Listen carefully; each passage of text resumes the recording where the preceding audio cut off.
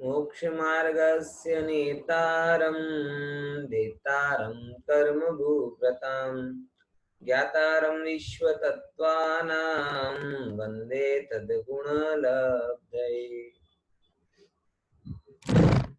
तत्वार सूत्र की संक्षेप में क्लास जो हमारी चल रही है कैप्सूल फॉर्म में, उस क्लास में कल हमने जो सूत्र क्रमांक 9, 10, 11 और 12 जहां पर ज्ञान की चर्चा चालू हुई और ज्ञान की चर्चा प्रमाण के पॉइंट ऑफ व्यू से किस प्रकार से होती है वो हमने यहाँ पर समझा। ख्याल में कि ज्ञान की चर्चा पॉइंट ऑफ व्यू किसके पॉइंट ऑफ व्यू से? प्रमाण के पॉइंट ऑफ व्यू से। और प्रमाण के पॉइंट ऑफ व्यू से चर्चा होती है तब हम थोड़े न्याय के दृष्टिकोण में चले जाते हैं। और न्याय के दृष्टिकोण में फिर काफी सारी बातें हमने उसमें चर्चा में ली कि कौन सा ज्ञान, 5 ज्ञान होते हैं, तो उन 5 के 5 ज्ञान को प्रमाण कहा गया है। प्रमाण कहा गया मतलब क्या कि 5 ही ज्ञान प्रमाण हैं। इंद्रियां और पदार्थ का जो सन्निकर्ष है वो प्रमाण नहीं। और उसका एक बहुत सुंदर लॉजिक यहाँ पर कल हमने चर्चा में लिया था कि अगर ज्ञान को प्रमाण ना माना जाए, इंद्रिय और सन्निकर्ष को प्रमाण माना जाए, तो क्या समापत्ति आएगी कि सूक्ष्म पदार्थ, दूरवर्ती पदार्थ और अंतरित पदार्थ इंद्रियों के विषय नहीं है, तो वो भी प्रमाण के विषय नहीं रहेंगे। जबकि कल हमने समझा था कि वो ज्ञान हो रहा है, उन चीजों से का भी कोरोना हमें दिखता नहीं है, कोरोना का हमें सन्निकर्ष भी नहीं है बराबर, तो भी हमें उसका ज्ञान हो रहा है। ये क्या बता रहा है कि कोरोना के ज्ञान के लिए कोरोना का सन्निकर्ष होना जरूरी नहीं, कोरोना का दिखना इंद्रिय गम्य होना जरूरी नहीं है। ज्ञान जीव की लायकात से हो रहा है। ये बहुत इंपॉर्टेंट मुद्दा कल हमने चर्चा में लिया। उसके बाद उस ज्ञान को हमने प्रमाण के पॉइंट ऑफ व्यू से समझा था और एक बहुत सुंदर चार्ट भी आप लोगों के लिए बताया था मैंने कि किस ज्ञान को प्रत्यक्ष कहते हैं और किस ज्ञान को परोक्ष कहा जाता है। देखिए, आपको याद होगा कि जब हमने चर्चा में लिया था तो इस बात को विस्तार से बताया था कि यहाँ प्रत्यक्ष मतलब वह प्रत्यक्ष नहीं है जिसे हम प्रत्यक्ष कहते हैं। यहाँ प्रत्यक्ष का मतलब है कि जो ज्ञान सीधे आत्मा से हो तो प्रत्यक्ष और आत्मा से नहीं हो तो परोक्ष। यानी हम जो आंखों से देखना, कानों से सुनना, मुंह से चखना, नाक से सूंघना, त्वचा से छूना, ये जो सारी परिभाषाएं हम दे रहे हैं ये सब परोक्ष ज्ञान के भेद हैं, प्रत्यक्ष ज्ञान के भेद नहीं। कारण क्योंकि हमने प्रत्यक्ष का मतलब आत्मा किया है, हमने प्रत्यक्ष का मतलब शरीर या इंद्रिय नहीं किया। ये एक बहुत इंपॉर्टेंट बात है। फिर उस प्रत्यक्ष के थोड़े हमने भेद भी चर्चा में लिए थे। कैसे भेद लिए? बोले वो प्रत्यक्ष को प्रमाण के एंगल से देखा जाए तो 2 भेद हो गए। कौन कौन से? प्रत्यक्ष प्रमाण और परोक्ष प्रमाण। फिर प्रत्यक्ष प्रमाण के 2 भेद किए थे, सकल और विकल। वो अपन अवधि मना परे ज्ञान में जो पूरा नहीं जानता हो, अपाहिज हो, पंगु हो, अधूरा हो, वो ज्ञान कहलाता है विकल प्रत्यक्ष। और जो पूरा जानता हो वो ज्ञान कहलाता है सकल प्रत्यक्ष, ऐसे केवल ज्ञान। तो ये तो प्रत्यक्ष के भेद हुए, ये दोनों आत्मा से होने वाले ज्ञान है, अवधि मना परे और केवल ज्ञान। और परोक्ष के भेद में कौन कौन से लिए थे? मति ज्ञान और शुद्ध ज्ञान। तो इस प्रकार से कल हमने ये जो यहां से चर्चा चालू की थी 9वें नंबर के सूत्र से कि मति श्रुत अवधि मना परे केवलानी ज्ञानम, फिर वो 5 के 5 ज्ञान प्रमाण है और 5 के 5 ज्ञान में आदि के 2 ज्ञान परोक्ष ज्ञान है और अंत के 3 ज्ञान प्रत्यक्ष हैं। इन सूत्रों की चर्चा हमारी कल पूरी हुई थी। अब अपन इससे आगे चलते हैं। बहुत बढ़िया एक प्रकरण है, मैंने आपको बहुत पहले भी बताया था कि आचार्य कोई भी चीज को कैजुअली नहीं कह देते। अगर सूत्र में मति ज्ञान, शुद्ध ज्ञान, अवधि ज्ञान, मनःप्रिय ज्ञान और केवल ज्ञान लिखे हुए हैं और इसी क्रम से लिखे हुए हैं, तो इसका एक कारण है। यही इन सूत्र ग्रंथों की विशेषता है। मतलब आचार्य को ऐसे याद आते गया कि सबसे पहले मति ज्ञान लिख दें, फिर शुद्ध ज्ञान लिख दें, फिर अवधि ज्ञान लिख दें, ऐसा नहीं। आचार्यों को इसको रखने का एक ठोस कारण है।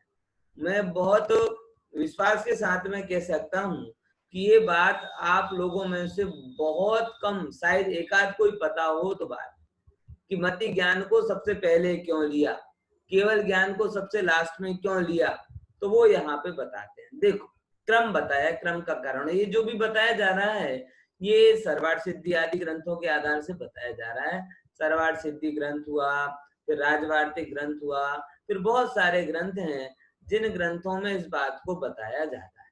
ठीक है ना? तो आपको इस बात को गंभीरता से समझना है और इस क्रम को बराबर ध्यान में रखना है। देखो, सबसे पहले क्या बोला कि मति ज्ञान को सबसे पहले क्यों रखा। तो मति ज्ञान को सबसे पहले रखने का कारण ये है कि मति ज्ञान का विषय सबसे कम है। देखो गजब बात है, मति और शुद्ध ज्ञान बहुत सारे जीवों में है, अथवा कहें कि मति और शुद्ध ज्ञान को धारण करने वाले जीव सबसे ज्यादा है, लेकिन मति और शुद्ध मति ज्ञान का विषय सबसे कम है। धारण करने वाले सबसे ज्यादा हैं और विषय सबसे कम है। बात समझ में आ रही कि नहीं आ रही? इसको ऐसे समझ लो कि जैसे कोई, अगर कोई भी चीज होती है ना, जो सामान्य होती है वो ज्यादा होती है और जो विशेष होती है वो कम होती है। ख्याल में आ रहा है कि नहीं आ रहा? दाल रोटी सब्जी खाना है बड़ा सामान्य है, भूखा भी गरीब से गरीब आदमी को भी रोटी मिल जाती है, और मेवे मिष्ठान ये विशेष है तो बहुत कम लोगों को मिलता है। लेकिन तो भी लोकतंत्र का सबसे बड़ा जो माइनस पॉइंट है, और डेमोक्रेसी का सबसे बड़ा माइनस पॉइंट ये है कि हम हर चीज का मूल्यांकन भीड़ से करने लगते हैं। किससे करने लगते हैं? भीड़ से। कहीं किसी जगह ज्यादा भीड़ है तो समझते कि वो चीज अच्छी होगी, कहीं किसी जगह कम भीड़ है तो वो चीज समझते कि खराब हो, क्या कहते हैं, खराब होगी। ऐसा नहीं, किसी भी चीज की भीड़ उसकी प्रामाणिकता का कारण नहीं होती। मुझे बहुत अच्छे से पता है और कई बार मैं इस बात को कहता हूँ कि अगर कोई सामान्य बात इस जगत में ऐसा है कि आप जितनी जितनी जितनी ज्यादा सार सर पैर बगैर की बातें करोगे उतने ज्यादा लोग सुनेंगे। क्योंकि आज भी हमारा ये भरोसा है कि दर्शन भले ही भगवान के करते हैं लेकिन मानते तो रमन लाल और छगन लाल की। पॉइंट समझना? मतलब आज भी ये बात है कि व्यक्ति दर्शन करता है भगवान का, पैर पड़ता है गुरुजनों का, और बात मानता है अपने राय चलते लोगों की। फलाना ऐसा कह रहा था, फलाना ऐसा कह रहा था।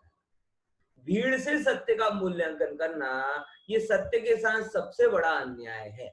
इसीलिए मैं यहाँ पर कह रहा हूं कि बड़ी गजब बात है कि मति ज्ञान को धारण करने वाले सबसे ज्यादा और उसका विषय सबसे अल्प है, सबसे कम विषय को जानता है, सबसे कम विषय को जानता है, इसीलिए सबसे पहले रखा है। देखो ध्यान रखना, पहले नाम रखना मतलब गुणवत्ता का ही चिन्ह होता है, ऐसा नहीं है। यहाँ हीन अर्थ में पहले लिया। अपन कहते हैं ना आगे से पहला और पीछे से पहला है। सम्यक दर्शन ज्ञान चारित्राणी मोक्ष मार्गा में सम्यक दर्शन को पहले बताया जा रहा है, ये वहां पे सम्यक दर्शन की महिमा के लिए बताया जा रहा है। और 5 ज्ञानों में मति ज्ञान को सबसे पहले लिखा जा रहा है, ये मति ज्ञान की लिमिटेशन के कारण से पहला लिया जा रहा है। ये दोनों का अंतर ख्याल में है कि नहीं है? फिर से मैं इस बात को बोलता हूँ, इसीलिए हमेशा पहले का लोभ मत रखना कि पहला ही आना चाहिए। पहला वहला कोई जरूरी नहीं होता, सही जगह पर पहला हो तो अच्छा है और गलत जगह में छेला हो तो सबसे अच्छा है। बात समझ? जब बात संसार की हो तो हम छेले हो जाएं तो बहुत अच्छा है, और जब बात मोक्ष की हो तो हम पहले हो जाएं तो बहुत अच्छा है। लेकिन मोही जीवों को हर जगह क्या होना चाहिए? पहला होना अच्छा लगता है। अरे हम तो मोक्ष की कल्पना भी ऐसे करते हैं कि हमें मोक्ष, कैसा मोक्ष चाहिए, हमें कैसा मोक्ष चाहिए? बोले संसार में भी आगे हो और धर्म में भी आगे, मतलब सबको चक्रवर्ती बन के मोक्ष जाना है। ये ठीक नहीं है भाई साहब, हमें चक्रवर्ती नहीं, हम तो शिवभूति बन के भी जाएं तो भी हमें कोई फर्क नहीं पड़ता। कहना ये चाह रहा, पॉइंट समझ में आया? तो मति ज्ञान का विषय सबसे अल्प है, इसीलिए इसे सबसे पहले रखा है।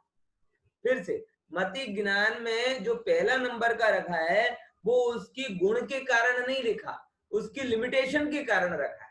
और मोक्ष मार्ग में सम्यक दर्शन को पहले रखा है, ये उसकी लिमिटेशन के कारण नहीं रखा, उसकी इंपोर्टेंस के कारण रखा है। तो दोनों में पहले पहले रखने का क्रम अलग अलग है। तो आचार्यों ने जो क्रम दिया है उस क्रम के कारण को हमें समझना है, हर जगह पहला नहीं। समझना, साइकिल रेस भी होती ना, साइकिल रेस में अगर फास्ट साइकिल रेस हो तो पहले आने वाला पहला माना जाता है, और स्लो साइकिल रेस हो तो लास्ट में आने वाला पहला माना जाता है। ऐसे ही यहाँ पर है। तो यहाँ जो मति ज्ञान है आया पहले है, लेकिन स्लो साइकिल रेस का पहले है, मतलब पहले आ गया तो पहला नहीं है, वो लिमिटेशन है, उसकी मर्यादा है, बराबर। इसीलिए सबसे पहले क्या लिया, मति ज्ञान को पहले नंबर पे लिखा। ठीक है ना? आपने कई बार ये सूत्र बोला होगा, लेकिन कारण आज पता चल रहा है कि भाई मति ज्ञान को सबसे पहला क्यों रखा जाता है, क्योंकि मति ज्ञान का विषय सबसे अल्प है। अब बोला चलो मति ज्ञान हो गया, अब श्रुत ज्ञान को दूसरे नंबर पे क्यों रखा, तो उसका कारण बताते हैं कि मति ज्ञान पूर्वक श्रुत ज्ञान होता है। क्या बोला? श्रुतम मति पूर्वम। तो श्रुत ज्ञान के लिए आधार किसका होता है? मति ज्ञान का। इसीलिए पहले मति ज्ञान लिया, तो मति ज्ञान के बाद होने वाला कौन सा ज्ञान है? बोले श्रुत ज्ञान, इसीलिए श्रुत ज्ञान को बाद में दिया। पॉइंट समझ में आया? जैसे आजकल अपन कहते हैं ना कि वैदेही का नाम लिखो तो वैदेही अभिषेक जैन, बोले क्योंकि वैदेही पुत्री है और अभिषेक जैन क्या है? उसके पिता है, बराबर। तो वो उसके लिए यहाँ पर ये बात समझिए, मति ज्ञान पूर्वक श्रुत ज्ञान होता है, कि पहले मति ज्ञान हो गया लिमिटेशन वाला, फिर उसका एनरिच्ड वर्जन कहाँ पर आया? श्रुत ज्ञान में आया, इसीलिए यहाँ पर श्रुत ज्ञान को दूसरे नंबर पे रखा। ठीक है ना? दोनों बातें क्लियर हो गई। तो मति ज्ञान सबसे कम है, इसीलिए पहले नंबर पे, और श्रुत ज्ञान मति ज्ञान के बाद होता है, इसीलिए दूसरे नंबर पे। अब तीसरे, चौथे नंबर, पांचवें नंबर का क्रम बताते हैं।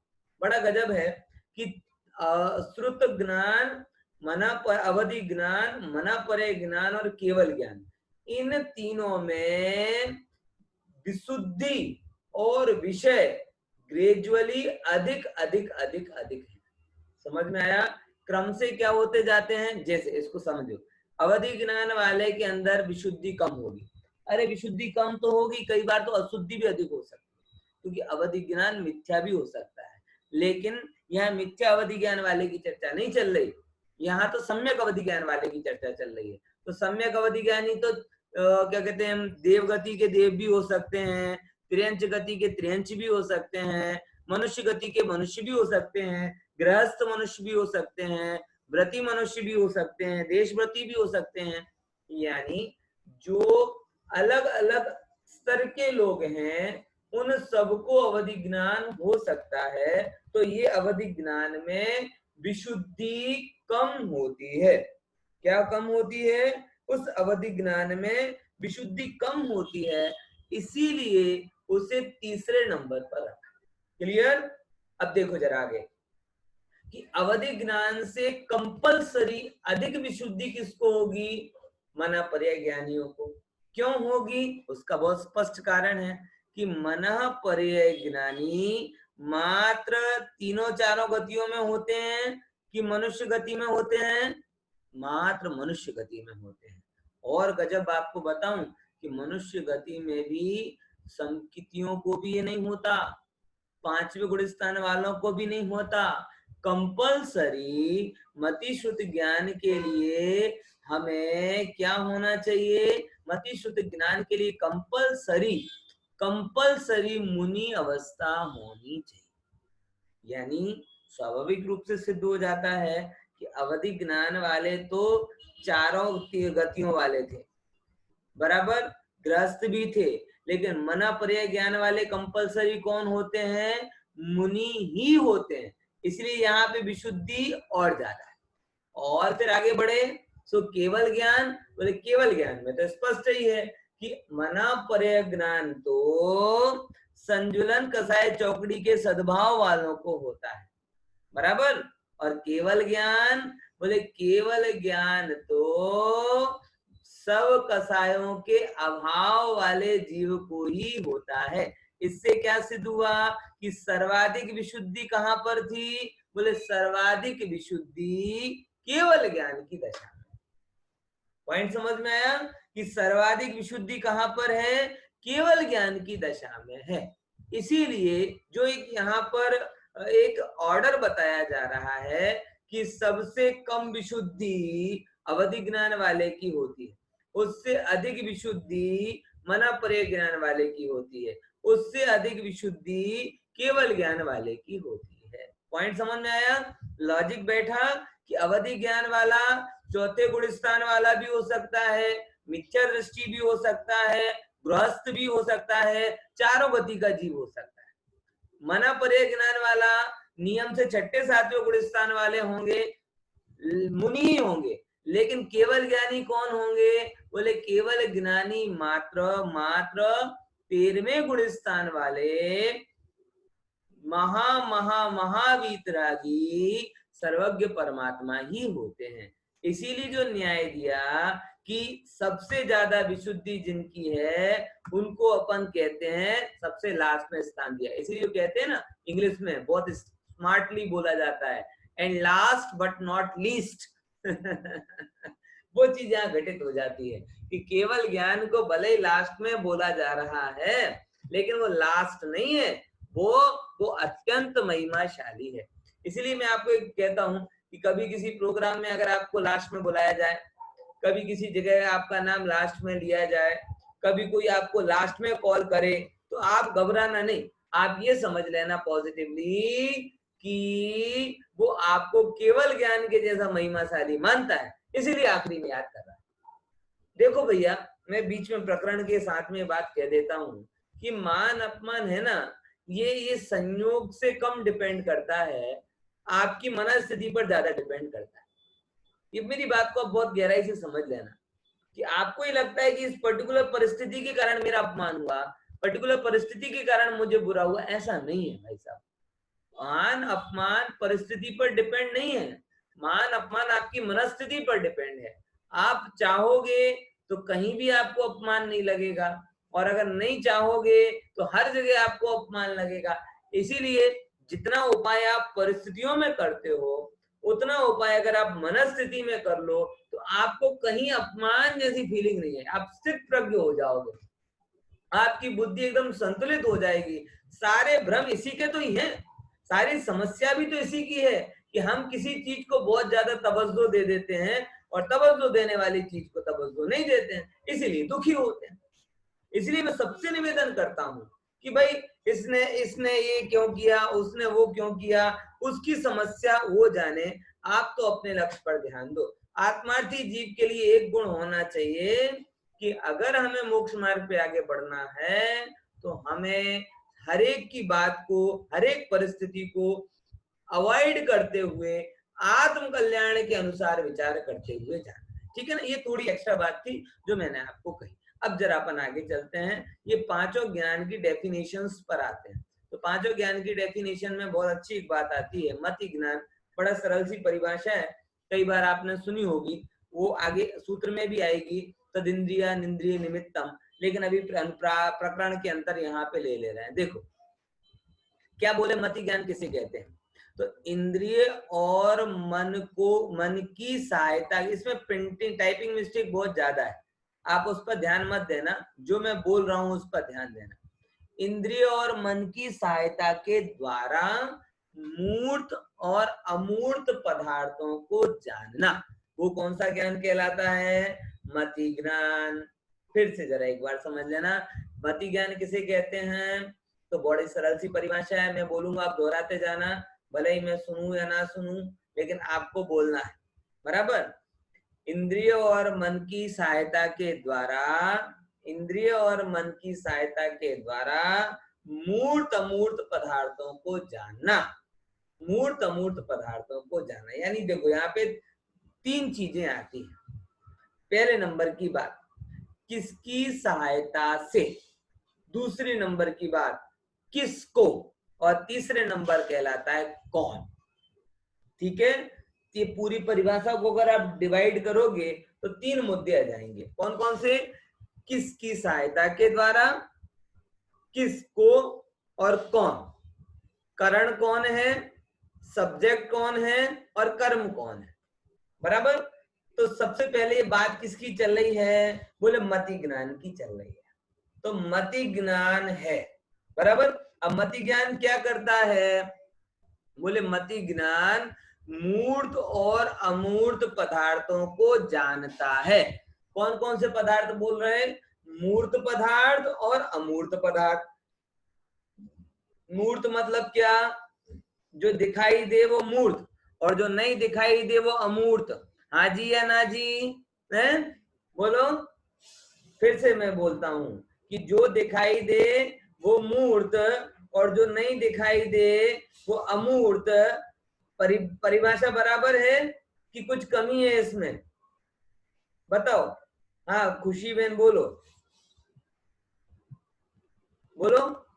अभी नहीं चालू सर, जो ना दिखाई दे वो भी मूर्त हो सकता है, क्योंकि उसका भी कोई प्रदेश हो सकता है। Very good. उसका प्रदेश, होगा ही प्रदेश से प्रदेशत्व नहीं, गुण से। मूर्त की परिभाषा ना दिखाई देने से संबंधित है और ना ही प्रदेशों से संबंधित है। 2 चीज समझो। आपका एक उत्तर बराबर है कि दिखाई ना दिखाई देने वाला भी मूर्तिक हो सकता है। बराबर। लेकिन आप इस बात को समझो कि प्रदेश से इसका लेना देना नहीं, क्योंकि जीव जो अमूर्त पदार्थ है ना, वो अमूर्त पदार्थ भी प्रदेशों में ही रहते हैं। कोई बिना प्रदेश में कोई नहीं रहता। तो मूर्त की हमारे यहाँ पे बड़ी अच्छी सी परिभाषा है। कौन सी? कि ना केवल दिखाई देना, बल्कि क्या क्या? सुनाई देना, फील होना, गंध के द्वारा पकड़ना, शब्द के द्वारा पकड़ना, छुअन के द्वारा पकड़ना। ये जो स्पर्श रस गंध वर्ण बनता पुद्गला, मूर्तिक की परिभाषा समझ लेना। ये जैन धर्म में मूर्तिक की परिभाषा विज्ञान वाली नहीं है। विज्ञान ऐसा कहता है कि चक्षु इंद्रिय का जो विषय होता है वो मूर्तिक है, जबकि जैन धर्म ऐसा कहता है कि चक्षु इंद्रिय का विषय नहीं, 5 की 5 इंद्रिय के द्वारा जो भी पकड़ा जाता है वो सब मूर्तिक है। यानी हवा है ना, हवा, वो हवा आंख से नहीं दिखाई दे रही लेकिन मूर्तिक है। अरे अधिक क्या करें, ये मोबाइल में वाईफाई के सिग्नल है ना, आपको दिखाई नहीं देते लेकिन वो मूर्तिक। ब्लूटूथ से आपने कोई फाइल शेयर की, जेंडर से कोई फाइल शेयर की, बराबर, लेकिन वो क्या है? मूर्तिक। मैं आपको बोल रहा हूं और मेरी भाषा आप तक पहुंच रही है, दिखाई नहीं दे रही लेकिन वो मूर्तिक है क्योंकि सुनाई दे रही। मतलब कहने का तात्पर्य यह है कि जो किसी भी प्रकार से 5 इंद्रियों के माध्यम से अथवा 5 इंद्रिय के सपोर्टिंग साधनों के माध्यम से, किसी भी माध्यम से अगर समझा जाता है, जाना जाता है, तो वो सब मूर्तिक है। बराबर। तो जगत में जो भी हम देख रहे हैं वो सब क्या है? जो भी हम देख रहे हैं वो सब का सब मूर्तिक ही है, नो डाउट। लेकिन बोले यहाँ पर तो अमूर्तिक भी बोला है ना, तो मूर्तिक तो समझ में आ गया, अमूर्तिक क्या? तो अमूर्तिक वो मूर्तिक के अलावा जो और है जानने, जिसको हम डायरेक्ट नहीं देखते जानते, जैसी आत्मा। बराबर। ऐसा धर्म द्रव्य, अपने परिवर्तन को बताने वाला काल द्रव्य, अवगाहन को देने वाला क्या कहते हैं, आकाश द्रव्य। ये सारे द्रव्य मति ज्ञान का विषय, शुद्ध ज्ञान का विषय। पॉइंट समझ? ये बाकी के 5 द्रव्यों को अवधि ज्ञान नहीं पकड़ेगा, लेकिन मति शुद्ध ज्ञान पकड़ लेते हैं। पॉइंट समझ में आया कि नहीं आया? तो इसीलिए इस बात के अंतर को आप विचारना कि मूर्तिक में आया मात्र पुद्गल द्रव्य, और मात्र पुद्गल द्रव्य में चाक्षुष पुद्गल द्रव्य की बात नहीं कर रहे। श्रवण, सूंघना, क्या कहते हैं, छूना, ठंडा गर्म लगना, सुगंधित दुर्गंधित लगना, ये सब इसके भेद है। क्लियर हुआ ना? इसीलिए अपन इसको थोड़ा समझते हैं आगे के। और अमूर्त में क्या हो गया? अमूर्त में फिर आपके ये जीव, धर्म, अधर्म, आकाश और काल, इन सबको जानने वाला कौन सा ज्ञान है?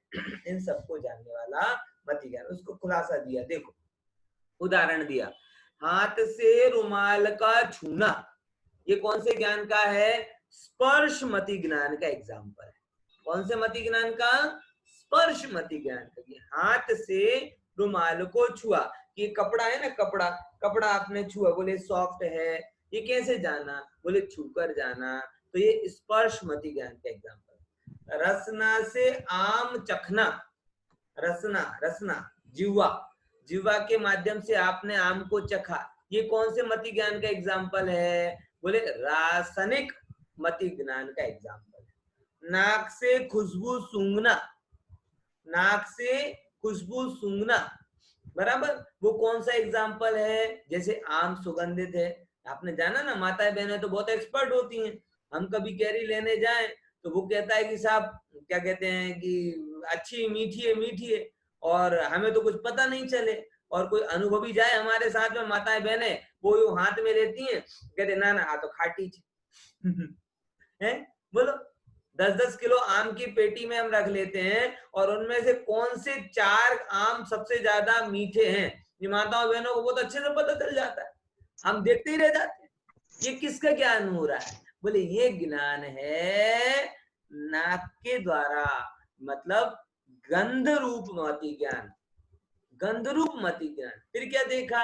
आंखों से रंग देखना, रंग देखा कि आम पीला है, कि आम हरा है, बराबर। बोले पंडित जी अब आदरा बैठ गए, बार बार आम की बात मत करो, याद आने लगती ऐसा नहीं करना भैया। एग्जाम्पल तो जो लिखा है, आप आम की बजाय केला समझ लो आम की बजाय एप्पल समझ लो, आप फ्री हो। लेकिन आदरा के बाद खाना नहीं है, नहीं तो कहोगे पंडित जी की गलती, इतने आम के एग्जाम्पल दे दिए कि हमें कैरी खाने का मन हो गया। ऐसा नहीं करना। देखो, तो आंख से रंग देखना कि आम पीला है, कि आम मीठा है, कि आम व्हाटएवर जो भी नीला है, ये सब दिख रहा है, वो किसके द्वारा हो रहा है? बोले ये चाक्षुषमति ज्ञान। फिर कान से संगीत सुनना, ये कौन सा एग्जाम्पल है? बोले कान से संगीत सुनना, ये श्रवण मति ज्ञान का एग्जाम्पल है, बराबर। अब देखो, अब ये अपनी हुई मति ज्ञान की बात। अब श्रुत ज्ञान क्या कहलाता है? समझ में? सामान्यतः जब हम श्रुत ज्ञान को समझते हैं तो हमें ऐसा लगता है कि सुनने मात्र से जो ज्ञान होता है वो श्रुत ज्ञान है। ऐसा श्रुत ज्ञान का अर्थ हो सकता है, लेकिन कब? जब श्रुत ज्ञान का अर्थ हम आगम समझे। पॉइंट समझ में आया? कि प्राचीन परंपरा में जब हम श्रुत केवली कहते थे, तो श्रुत केवली कहते थे तो सुन सुनकर केवली हूं, ये नहीं है। वहां श्रुत का मतलब है कि आगम का ज्ञान जिनको होता है वो ज्ञान श्रुत ज्ञान। तो श्रुत ज्ञान के दो अर्थ निकल रहे हैं। एक श्रुत ज्ञान का अर्थ निकल रहा है आगम ज्ञान, और एक श्रुत ज्ञान का मतलब निकल रहा है मति ज्ञान के बाद होने वाला स्पेशल ज्ञान, जो यहाँ पर अपने को एक्सपेक्टेड है। और एक तीसरे नंबर का ज्ञान सुनकर होने वाला ज्ञान। वो सुनकर होने वाला ज्ञान मति ज्ञान के अंतर्गत भी आता है। जैसे आपने देखा ना पिछली स्लाइड में जो कान से संगीत सुनना, ये एग्जांपल आया था। तो ये कान से संगीत सुनना, ये मति ज्ञान का भी भेद है, और वो तो है सुनने रूप ज्ञान, है श्रुत रूप मति ज्ञान। फिर दूसरे नंबर पे 3 प्रकार का श्रुत ज्ञान हो गया, ध्यान रखना। कौन कौन सा? समझ लो एक बार। ये आप कहते हैं ना कि रिवीजन भले ही हो रहा है लेकिन नया माल भी आता जाता है, वो आप जरा विचारते जाना। 3 टाइप का श्रुत ज्ञान हो गया। कौन कौन सा? पहले नंबर का जो कर्णेंद्रियों के द्वारा होने वाला श्रुत ज्ञान है, वो मति ज्ञान का ही भेद है, वो एक श्रुत ज्ञान। दूसरे नंबर श्रुत ज्ञान मतलब शास्त्रों का ज्ञान, आगम का ज्ञान, वह जिनके आधार पर हम श्रुत केवली कहते हैं, वो श्रुत ज्ञान। ये श्रुत ज्ञान वो श्रुत केवली के अर्थ में यूज हुआ है, वो दूसरे नंबर का अर्थ। लेकिन ये दोनों अर्थ ये 5 ज्ञानों के क्रम में हमें स्वीकार नहीं है। 5 ज्ञानों के क्रम में हम मात्र इस परिभाषा को लेते हैं, कौन सा? कि मति ज्ञान से जाने हुए पदार्थ का अवलंबन कर अन्य पदार्थ का ज्ञान, कि स्मृति ज्ञान को जो रॉ मटेरियल हमें मिला, उस रॉ मटेरियल को प्रोसेस करके जो हमने नई चीज बनाई, उसे हम क्या कहते हैं? शुद्ध ज्ञान कहते हैं। पॉइंट समझ में आया? मतलब तकरीबन ऐसा है कि स्मृति ज्ञान है कच्चा सामान, बराबर। रोटी बनानी है ना, रोटी, तो रोटी बनाने का कच्चा सामान क्या होता है? गेहूं होते हैं, लोट होते हैं, कच्ची सब्जी होती है, मसाले होते हैं। तो ये सब हुआ मति ज्ञान के जैसा। और उन सब चीजों को मिला मिलाकर माताएं बहनें 50 प्रकार के व्यंजन बना लेती। वो क्या हुआ? प्रोसेस। तो ज्ञान को जब प्रोसेस कर दिया तो ज्ञान क्या हुआ? तो वो ज्ञान शुद्ध ज्ञान कहलाने लगता है। पॉइंट समझ में आया? तो मति ज्ञान और शुद्ध ज्ञान के बीच का अंतर ख्याल में आया? श्रुत ज्ञान के 3 डायमेंशन समझ में आए? कौन कौन से? पहले नंबर, श्रुत ज्ञान जो मति ज्ञान के रूप में होता है, सुनकर होने वाला ज्ञान। दूसरे नंबर श्रुत केवली, मतलब वो आगम संबंधी शुद्ध ज्ञान। और तीसरे नंबर शुद्ध ज्ञान कौन सा? जो हमें यहाँ एक्सपेक्टेड है, मतलब मति पूर्वक होने वाला शुद्ध ज्ञान। क्लियर? समझे? देखो अब अपन इसको, उस परिभाषा को देखते हैं, बहुत जरूरी, बहुत अच्छी चीज है। इसको एग्जाम्पल देखते हैं कैसे शुद्ध ज्ञान चलता है। आम को देख करके दूसरी जाति के आम का विचार आना कि आम से आम पाक बनता है, ये विचार हमारे। अब देखो, हम नहीं कर रहे भैया, बनाने वाले ने आम को बहुत याद कर लिया, हमारा कोई दोस्त नहीं। आम को देखकर आपको किसका विचार आया? कि भाई दूसरी जाति के आम का विचार आया।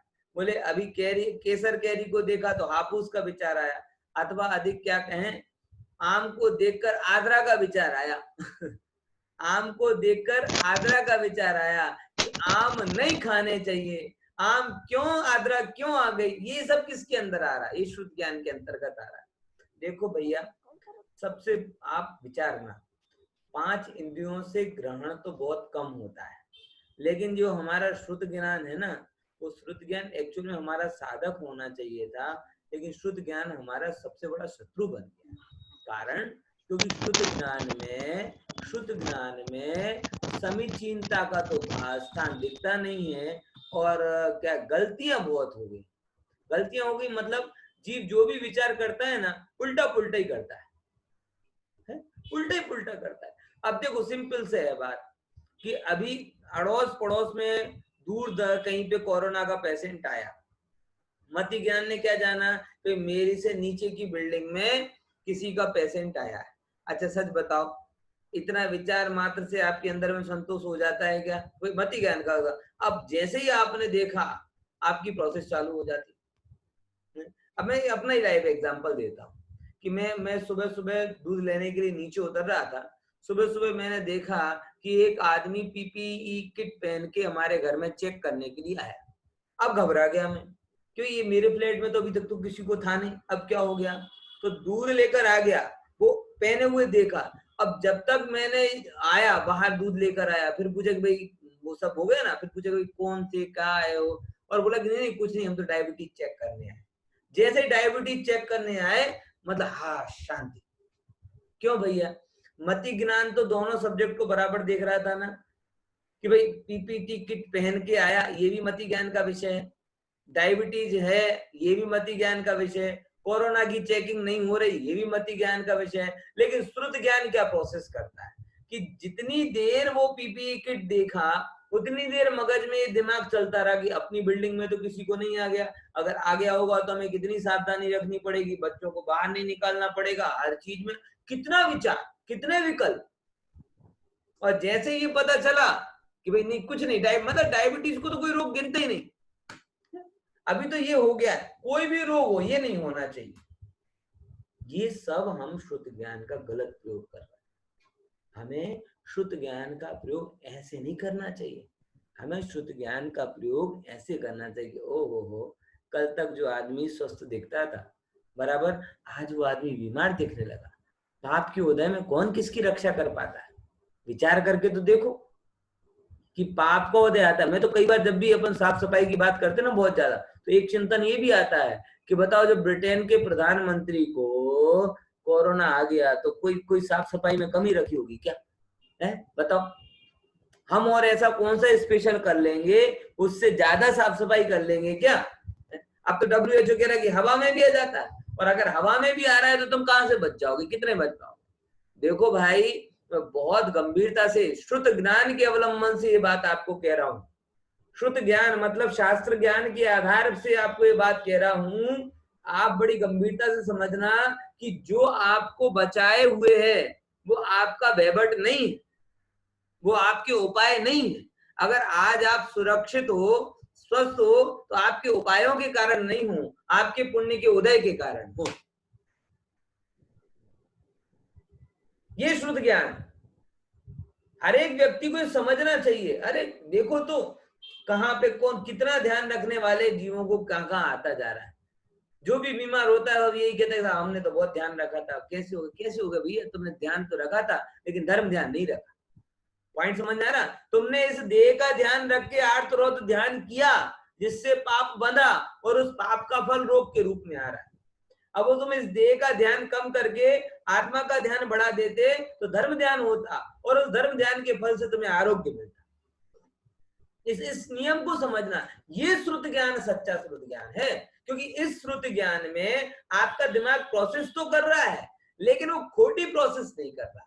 आपका दिमाग प्रोसेस करते हुए शास्त्रों के बल से सही प्रोसेस कर रहा है। और ये बात बिल्कुल स्पष्ट है, मैं पूरे आत्मविश्वास के साथ आपसे कह रहा हूं कि जिसके जीवन में तत्व ज्ञान है, अगर उचित धर्म ध्यान है, तो उसके अंदर में रोग आदि नहीं होते हैं भाई साहब। इसीलिए ऐसे भीषण काल में भी ज्ञानी श्रुत का अवलंबन वाला श्रुत ज्ञान करते हैं, राग देश वाला श्रुत ज्ञान नहीं करते। आम को देखकर दुनिया भर का विचार कर लेना। आज ये हो रहा है, एक रिपोर्ट सुनता है 1000 विचार अपने कर लेता है कि मेरा क्या होगा, मेरा क्या होगा। अरे जिसका जो होना होगा तो होगा, तू अपनी स्थिरता का ध्यान कर। बराबर, ये भी श्रुत ज्ञान है।